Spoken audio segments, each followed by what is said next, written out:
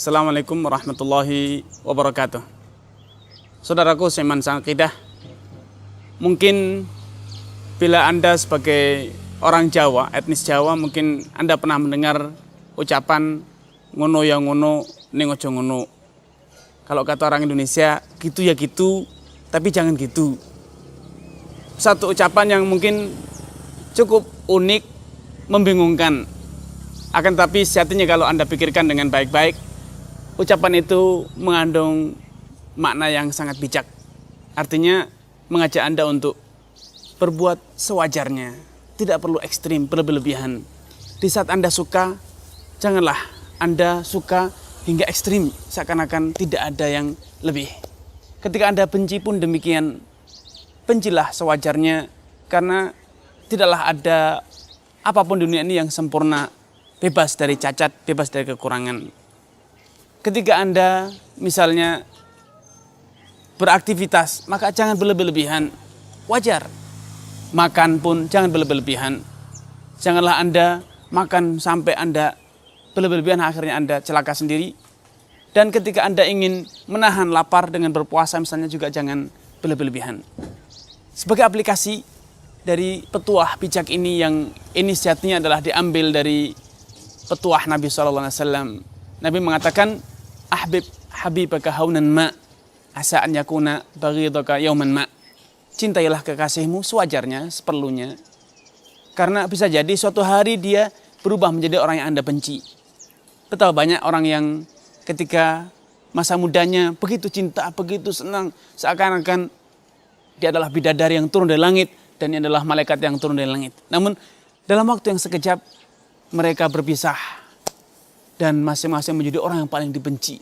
Paling dibenci oleh yang dahulu katanya dia adalah bidadariku, dan yang satu mengatakan engkau lah malaikatku. Begitu juga ketika Anda benci, abghid habibaka haunan ma, bencilah musuhmu atau orang yang kau benci sewajarnya. Bisa jadi dia akan berubah dalam waktu yang dekat menjadi orang yang paling kau cintai. Contoh konkret misalnya, ketika Safiyah bintu Huyai radhiyallahu ta'ala anha, dahulu beliau adalah putri seorang pimpinan Yahudi di Madinah. Kabilahnya diusir oleh Nabi SAW karena mengkhianati perjanjian dengan Rasulullah SAW.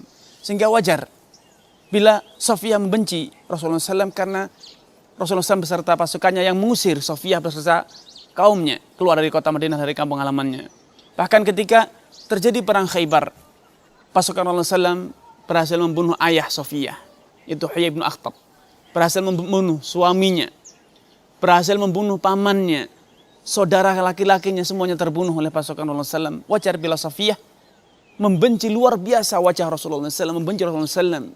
Namun karena akhlak Rasulullah SAW, tawaduknya, rendah dirinya, dan juga kemahiran beliau dalam berkomunikasi, setelah perang berakhir, Rasulullah SAW mendapatkan usulan agar Safiyah ini dipersunting, agar kaumnya bisa tertarik untuk masuk Islam.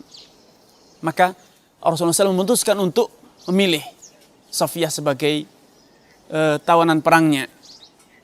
Rasulullah SAW terus meminta maaf, memberikan alasan, argumentasi mengapa beliau harus berperang dengan kabilahnya Safiyah. Dan subhanallah, kata Safiyah, tidaklah aku berada di tawanan Rasulullah SAW, yaitu ketika di pagi hari, kecuali di sore hari aku telah mencintai Rasulullah SAW. Bahkan Rasulullah SAW di sore hari telah menjadi orang yang paling aku cintai. Itu contoh konkret bagaimana sewajarnya kita meletakkan perasaan kita. Suka ya suka, cinta ya cinta, namun sewajarnya, jangan ekstrim. Begitu juga ketika Anda membenci, bencilah sewajarnya, jangan sampai ekstrim. Dalam aplikasi lainnya, misalnya dalam urusan makan. Urusan makan, makanlah seperlunya. Janganlah Anda makan hingga berlebihan. Namun juga janganlah Anda menahan lapar hingga berlebihan. Ada dua kisah konkret. Pertama, kisah orang yang makan berlebihan.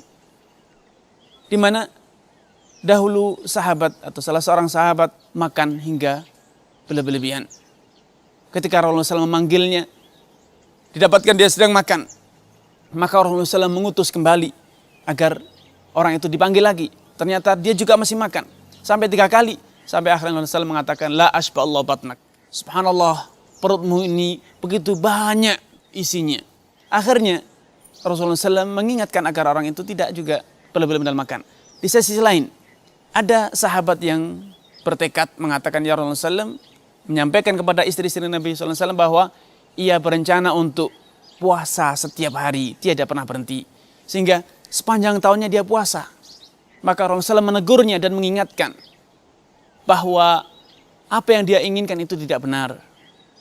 Nabi mengatakan, ama inni akhsyakum lillahi wa atqakum lah. Ketahuilah aku adalah orang yang paling bertakwa kepada Allah, paling khasyah kepada Allah. Walau demikian, aku, apa kata Rasulullah SAW, asumu wa uftir. Aku berpuasa namun juga kadang-kadang berhenti dari puasa. Itulah wajar. Dahulu ada seorang pemuda, yaitu sahabat Abdullah ibn Amr ibn al-As, yang karena semangat mudanya, beliau sepanjang hari berpuasa dan sepanjang malam dia salat malam. Tiada pernah berhenti, demikian terus menerus. Maka Rasulullah SAW memanggil sahabat Abdullah ibn Amr ibn al-As. Beliau katakan, innaka in fa'alta dzalik, wahai Abdullah, bila engkau terus menerus melakukan ibadah dengan cara-cara seperti ini, ekstrim, berlebihan, gharat ainuka, engkau akan menjadi kurus, wa nafihat nafsuka, dan jiwamu pun akan lelah, letih, bosan, wa karihtal ibadah, dan suatu saat nanti bisa jadi engkau berbalik menjadi benci dengan ibadah, bosan dengan ibadah. Karenanya sum thalathata ayyam min kulli syahr. Kalau engkau berada, puasalah 3 hari saja dari setiap bulan. Kemudian kata Abdullah bin Amr, ya Rasulullah, aku mampu lebih dari itu. Kalau gitu, puasalah puasanya Nabi Daud, yaitu puasa sehari, makan sehari. Kata Rasulullah, kata Abdullah bin Amr, ya Rasulullah, inni utiku aktsar min dzalik. Aku mampu untuk puasa lebih banyak dari itu. Kata Rasulullah SAW, la shoma man shoma dahr. Tidak lagi berpuasa orang yang berpuasa terus menerus. Artinya Allah tidak menerima puasanya. Begitu juga ketika sholat malam, kata Rasulullah SAW, sholat malam yang paling afdal sholatnya Nabi Daud, yaitu beliau tidur sepertiga malam, kemudian beliau bangun sepertiga malam, dan kemudian istirahat lagi sepertiga malam sisanya. Sehingga beliau hanya menghidupkan atau hanya beribadah sepertiga malam saja. Sehingga demikian, seperti kata Rasulullah SAW, khairul umuri awsatuha, sebaik-baik urusan, apapun urusannya, baik ibadah, makanan, cinta, perasaan, semua adalah yang tengah-tengah saja, yang sedang-sedang saja. Seperti kata orang Jawa tadi, ngono ya ngono, tapi jangan ngono. Ngono ya ngono, ning ojo ngono. Begitu ya begitu, tapi jangan begitu, katanya. Semoga bermanfaat. Wassalamualaikum warahmatullahi wabarakatuh.